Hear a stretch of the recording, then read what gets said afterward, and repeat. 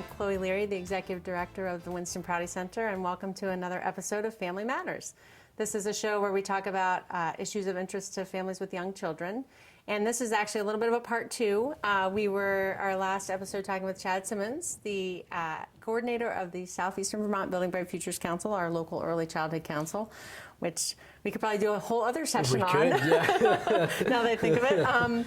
But we were talking specifically about how are Vermont's young children and families doing, and we had started to talk about recommendations, and we got to talk about Child Care Financial Assistance Program and how that's going to be a hot topic this legislative season, so we want folks to keep an eye on that. And there are other recommendations that came out of the report that would be good for folks to know about. They're not, they're sort of longer term or bigger picture, but I thought it would be worth talking a little bit more about the recommendations from the report. So, right.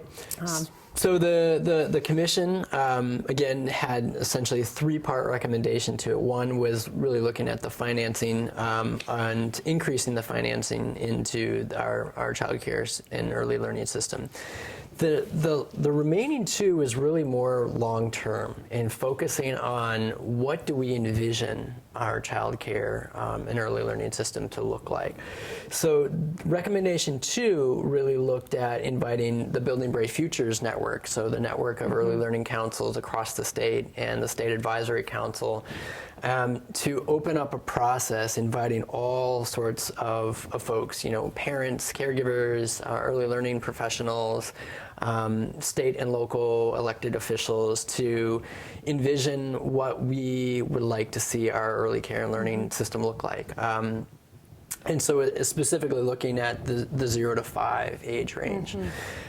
So that seems like that would be kind of a next kind of longer term step, is really having that process and tying it to some of the already existing vision and goals for our state in terms of how we support our young children and families. And actually, I'll jump in. I was on the commission, and I was really actually excited. Sometimes when you do those big things, you wonder where it's ever going to go. And as somebody said to me recently, those reports just sit on the shelf. But they don't sit on the shelf. Those recommendations ended up in this report that I think a lot of people use. So I thought that was great. And that this recommendation, sort of in the context of what we were talking about, is really about how do we connect the system and make a system. Which sort of you had pointed out as a highlight of this report is how important that is. So that piece of, even though this is about early care and learning and that system, it's connected to these other systems, and it's something we talked about a lot on the commission. So. Big vision, like universal care. And what that looks like. How would we get there? And that's why it's important that parents are involved in that, because they interact with the system in a different way than professionals may or may not, or than elected officials. So really getting a sense of what is it that families need to succeed and to raise kids. So you're right. It's a much bigger vision than just looking at early care and education system or programs, and a great opportunity for the state to really improve how it all functions. And we use the term systems a lot. And what does that mean? But really, functionally, it means that families can have a child and go back to work, or have really amazing developmentally appropriate activities for their children to do, be connected with other families, and so I think it really looks at all of those pieces together. So the third piece then is looking at how are we going to pay for all this? The big question. Right, the big question. Where's the money coming from? And not always the most appealing kind of conversation, but it's an important conversation nonetheless. So the Blue Ribbon Commission looked at and put into this report, How Are Vermont's Young Children and Families, as a third piece of what are some financing mechanisms that we can really get creative with in how to pay for all of this, both the short-term as well as the long-term interconnected system. So looking at reallocating savings, statewide savings and efficiencies from the state, looking at business and philanthropic opportunities, so essentially kind of more state and private, public and private partnerships. And we currently have, so the Building Bright for Futures early learning license plates that are used to generate some income at the state level, how to maybe build upon that. And looking at endowment funds and also raising revenue. How, what are ways in which the state can raise revenue that will be smart and effective in being able to finance these things. And other states are doing some creative stuff too, although I think sometimes it's hard to translate from one state to another. It is, for a variety of reasons. There are a lot of possibilities, for sure. And I think one of the challenges we face is that, to invest in early childhood, if people don't want to raise taxes or don't want to, it's sort of seen as a competition of resources. So making the argument of, well, if you invest in early childhood, you'll save money later. But in the meantime, how do you sort of support both to get to that better place? Right. So sometimes it can feel like we're pitted against each other, like early childhood or public school or higher education. And really, if we could look at that whole system, just to use that word again, like how it is all interconnected, that I think that's beneficial. And that's where that visioning piece comes in, is looking at what is it that we actually, the big picture. What is it that we want to achieve? The really big picture. Right.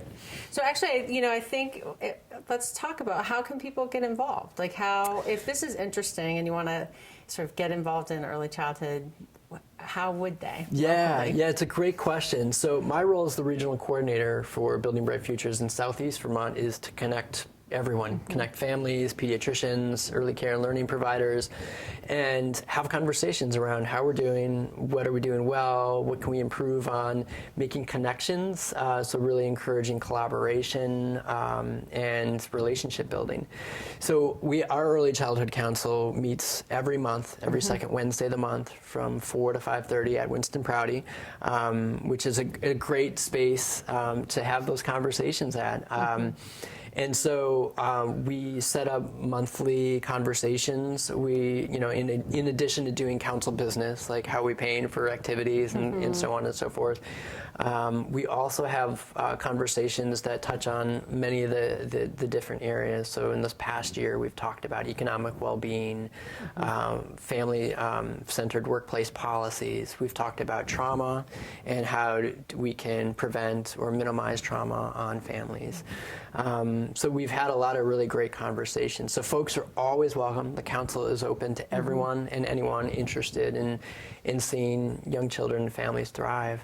So that's one way that people can get involved. Our website is really the Building Bright Futures website. BuildingBrightFutures.org is a great resource for families to access information and connect with not only the regional councils, but also with other programs within the area. And there's a lot of great reports. There's a lot of great information on how to access some of those services. And sometimes it's just fun. Like we do have a family picnic in the summer, Building Bright Future sponsors. That's true. And we have lots of actually activities from the Month of the Young Child, which is coming up in April. And that's a really great example of some of the things that we do as a council is help coordinate and support those efforts. So for folks that don't know, Month of the Young Child is a celebration of children and families, and it connects families with the supports, resources, and programs in the Windham County area as well as New Hampshire that provide those supports. So the idea is for families to be more aware of and celebrate those programs that exist, as well as connect with other families. And we have a lot of great resources and assets in our region that families can connect with. We do have our annual calendar. So if you go to our website, you can check out our calendar of events. We have every other month. We try to organize some sort of event or forum or discussion. And as you said, in the summer we have a picnic. So because it's important to have fun too. Like this is some big stuff to think about. Exactly. Really, when we get back to what are we doing it for, and sort of that connection piece, I think that helps us stay involved. So there are also some statewide organizations I'm just thinking of. Let's Go Kids is really focusing on early care and learning, but then the Vermont Early Childhood Alliance, I think, sort of reflects some of those bigger issues too. So right. Those are some some places that if people want to start getting involved in advocacy way, Yeah. that might, And Building Brave Futures partners with Yep. all of those organizations. Let's Go Kids are doing amazing work in getting the word out and talking to our elected Yep. officials about the issues. And the alliances, the Vermont Early Childhood Alliance, they're up at the State House, every day talking about these issues to our legislators. So it's great that they're all connected. Mm-hmm. Good. Well, thank you. It's been good to hear about the recommendations, and I'm sure you'll come back sometime because there's so much to talk There about. is. Thank you again for having me. Chad.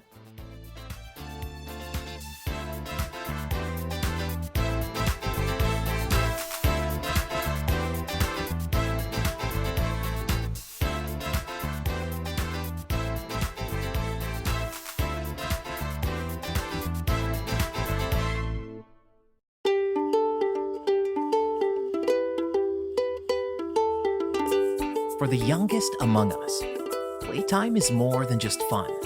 It's learning and development. When we stimulate a child's curiosity and natural desire to connect with others, we help them develop the important skills needed for school, relationships, and life. Join Let's Grow Kids to help all of our children reach their full potential. Learning starts day one.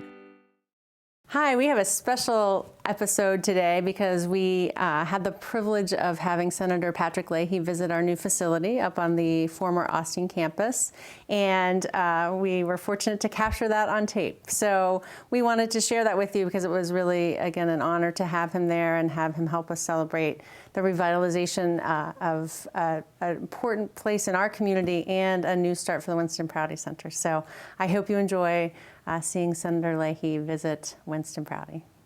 When it was the Austin campus. When it was the Austin Yes, campus. Patrick has, but this is my first visit. Your first time. So welcome. And did you know Senator Prouty? Doing very well. Yeah. My mother and father knew him. Well, that's a letter from me. That's a letter from you. So I should have used someone. I should have used someone better. ink. ink, I know, I noticed that today too.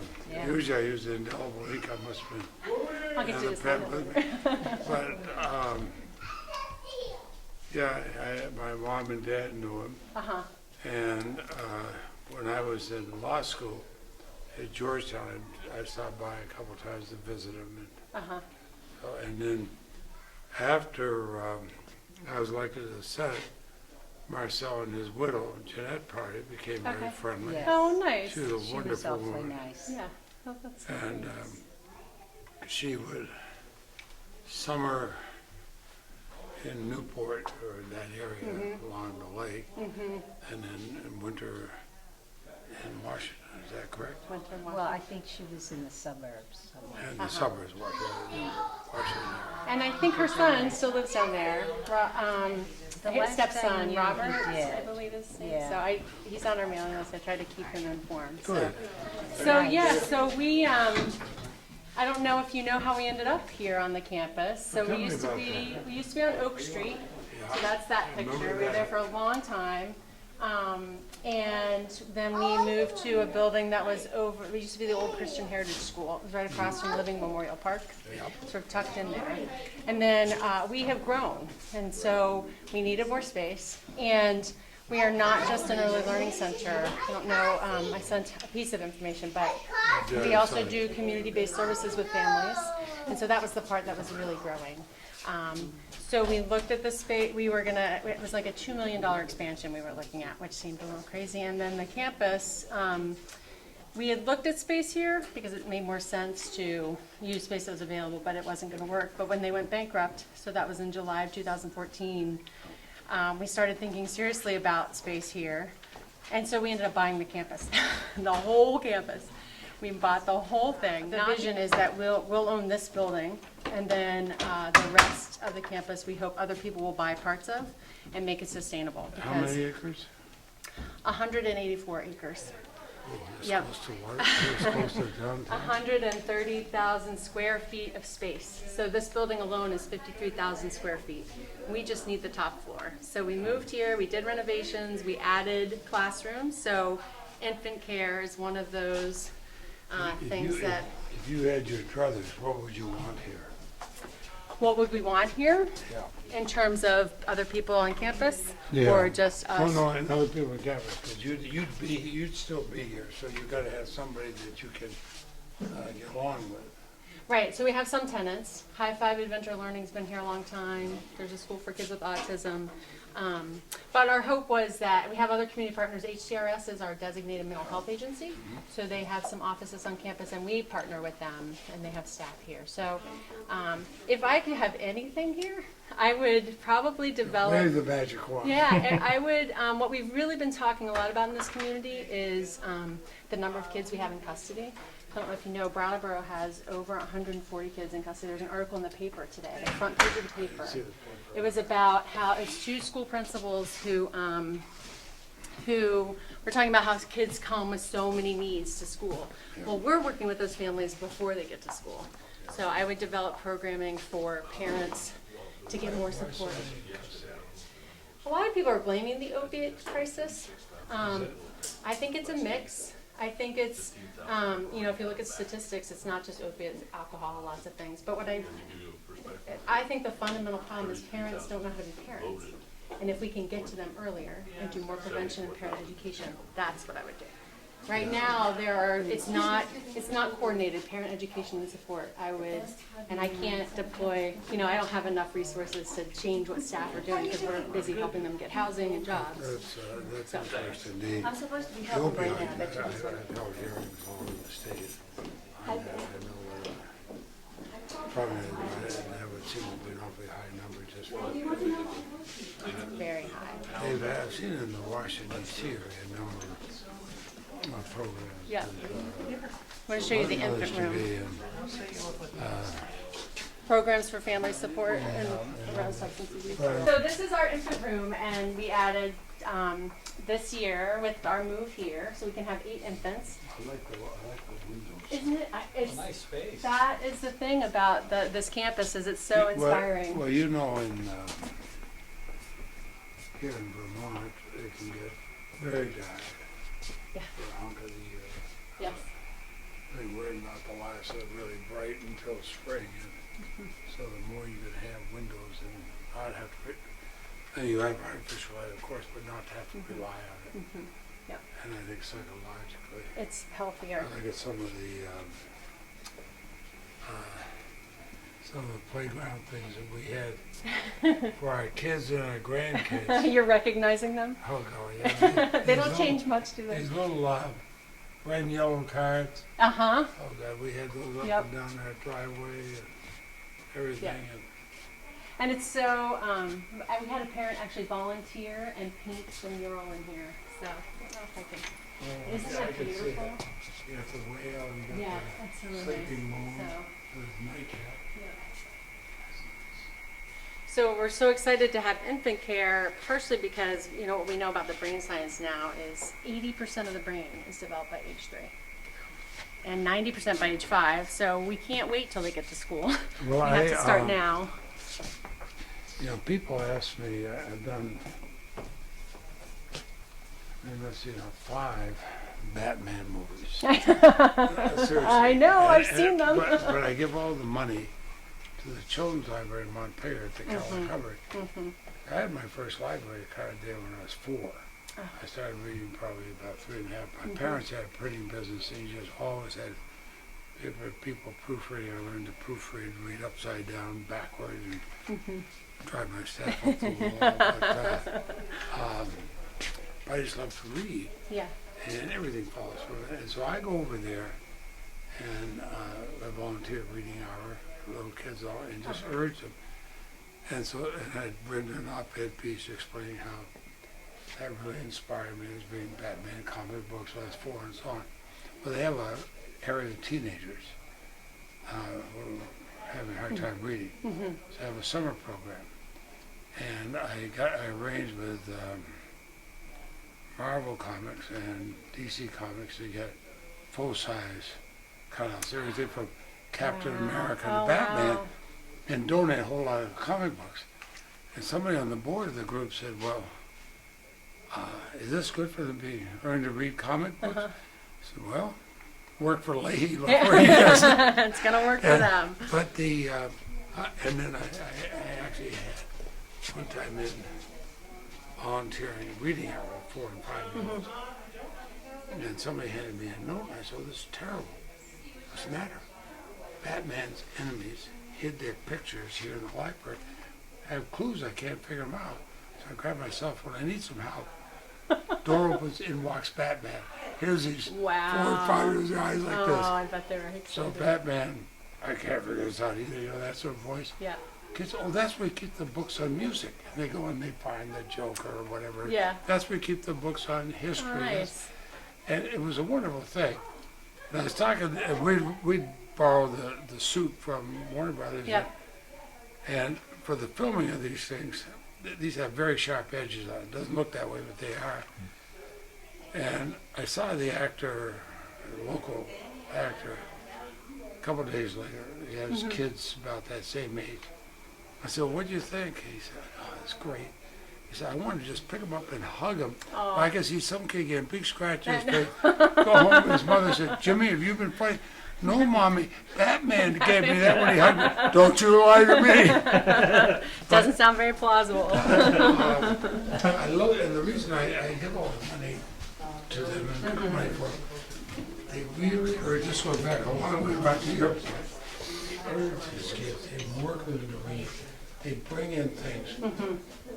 So, kids interested in reading about flowers, we'll bring you books on flowers. It's not, oh no, today you must read about, you want to read?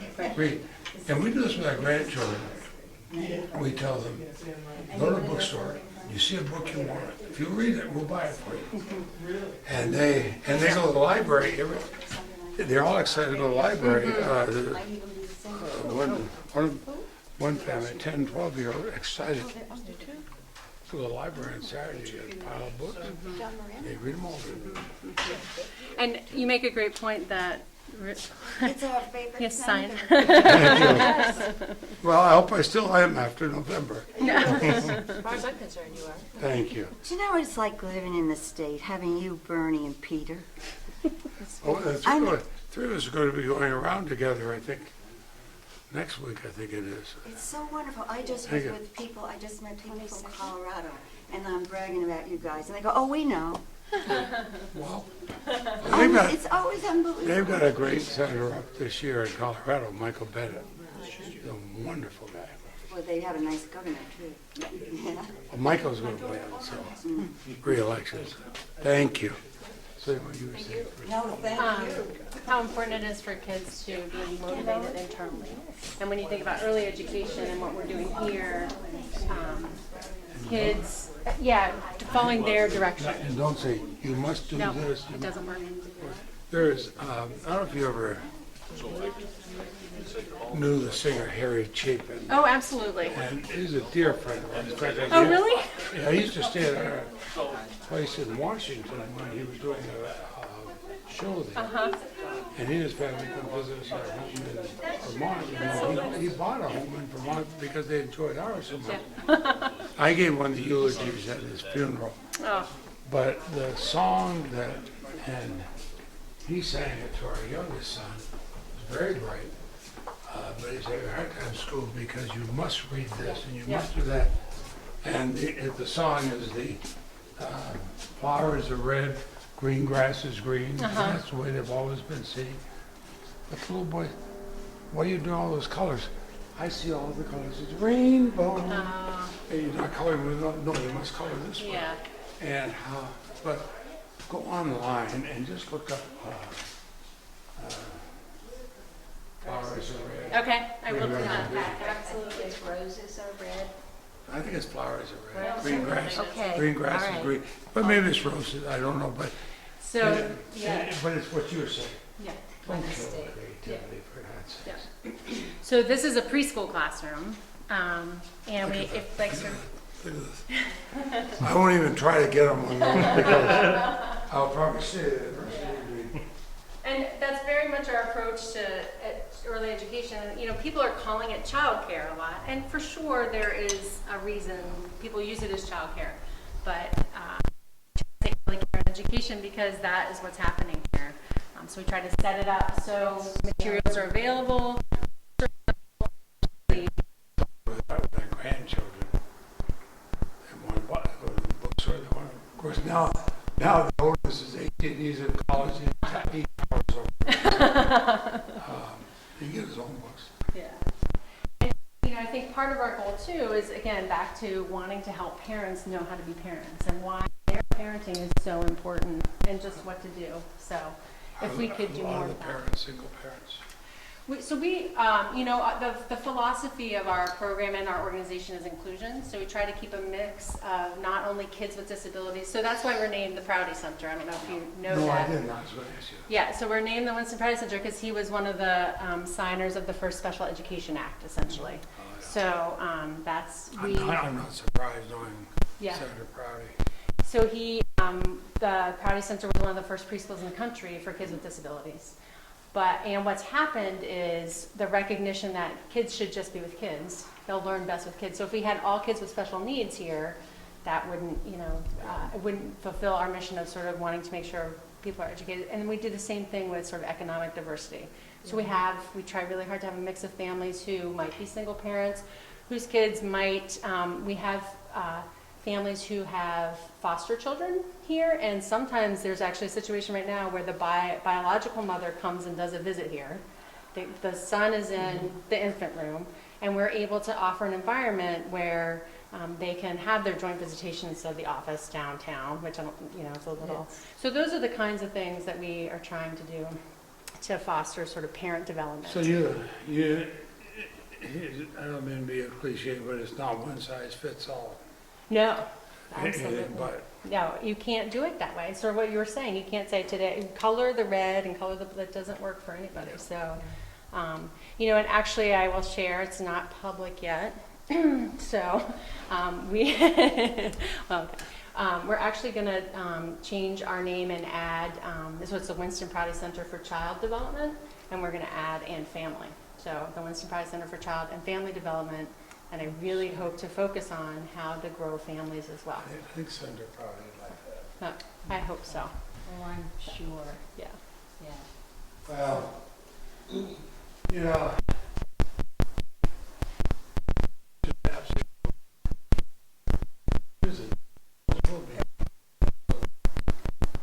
bless you for doing this. It's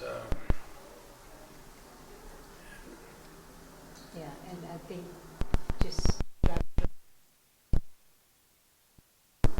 family is so important, because you're right, we've lost a lot of us have lost the extended family, and people just don't have the resources that we have.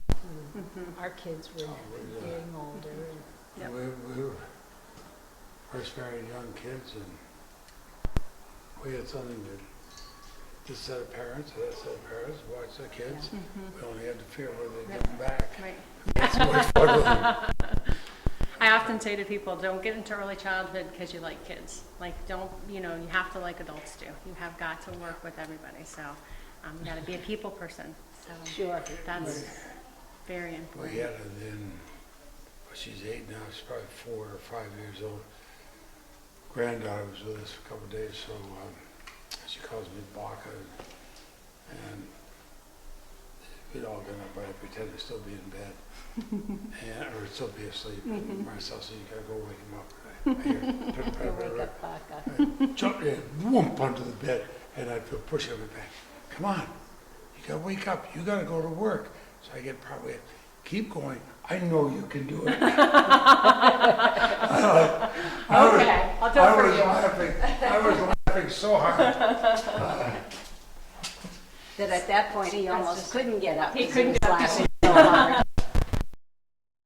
This is one of the things we do here is early intervention. So that's the federal program for kids 0 to 3 who might have a developmental delay. So this is the kind of space that we try to provide so that we could have an inclusive play group, for instance, or this might be a place where a family does visitation, or having spaces like this available for families and kids to be together. Who does the analysis Who does the analysis of? to determine they've got a early on problem? So there are different screening tools. We get referrals from pediatricians, the WIC program, or actually one of the things, some families refer other families, like, oh, you got to go talk to Winston Prouty people about your kid because they don't look right. So there are screening tools. And do they? They'll come, and so they do follow through, because that's what's interesting again about, if I could do anything, finding ways to get parents together.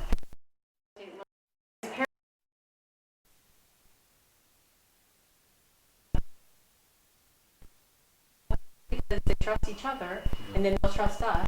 Even though, one of the challenges, so we have the program here for Children's Integrated Services. So I don't know, we had a Medicaid waiver to bundle services together, and this is for prenatal to 6. So, it's a wonderful model. And, I think that one of the challenges is it comes out of the Child Development Division in DCF. So sometimes people just hear Department of Children and Families and they think we're part of the custody system.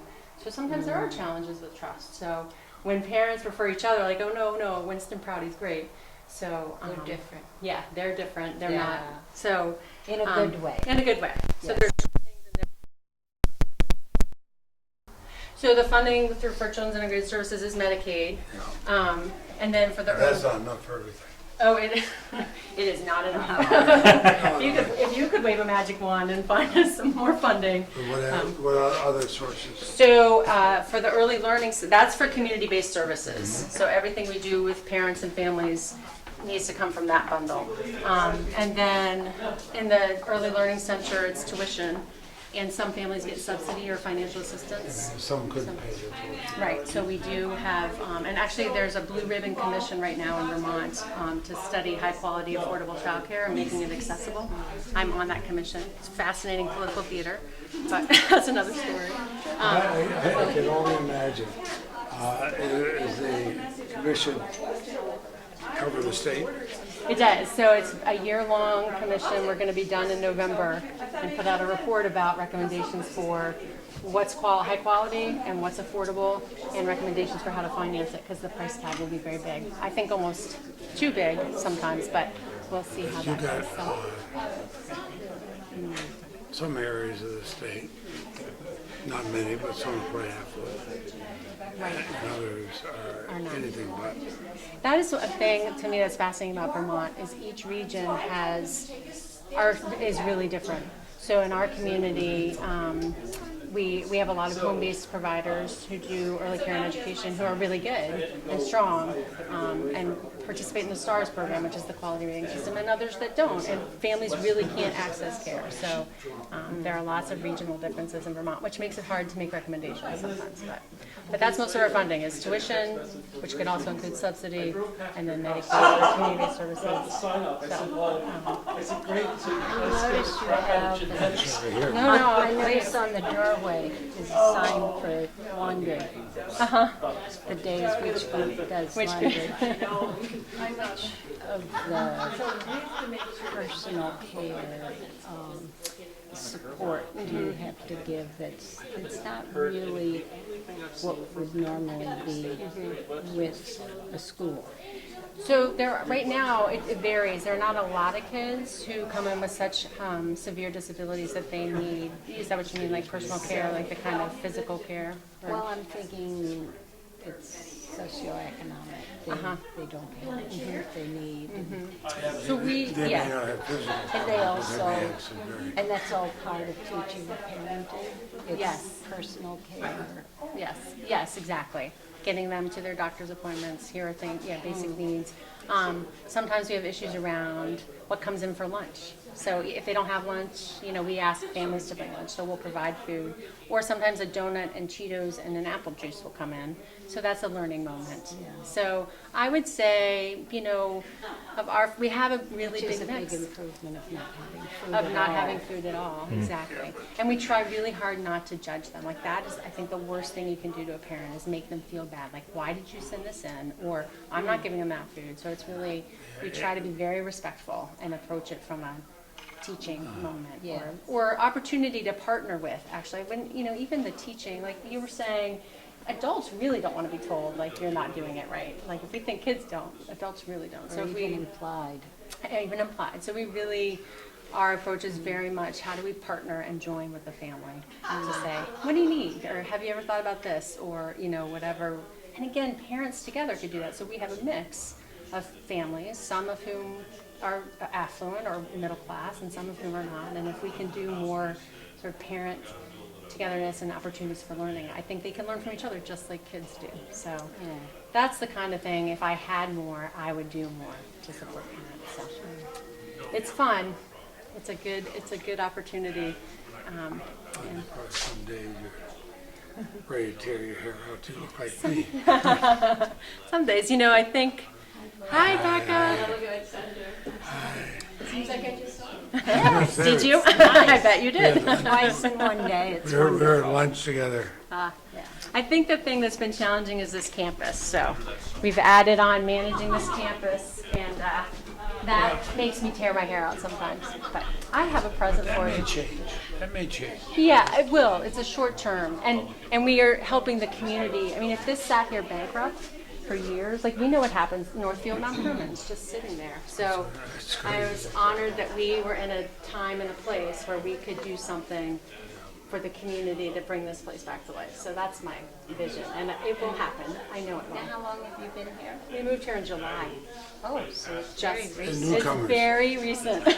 Oh, yes. Very recent. And You're so still getting used to where the light switches and all those things we are. are. You wouldn't recognize it from How a that year door ago. locks or Is that right? This unlocks. entire Big floor change. is completely different. It's an It astounding was, transformation. so we think, this building was built in, I think it was opened in 1959 or 1960. We think it was the original carpet that used to be down, like, that's how bad it was. So this is what we've done. I So, remember this building when I was Yeah, state's I attorney, met- and that was, That floor is nice. isn't it? Yes, I want it very in my nice. house. Yes, so it's It's amazing brightened up. what they do with flooring in it these is. days. Yeah.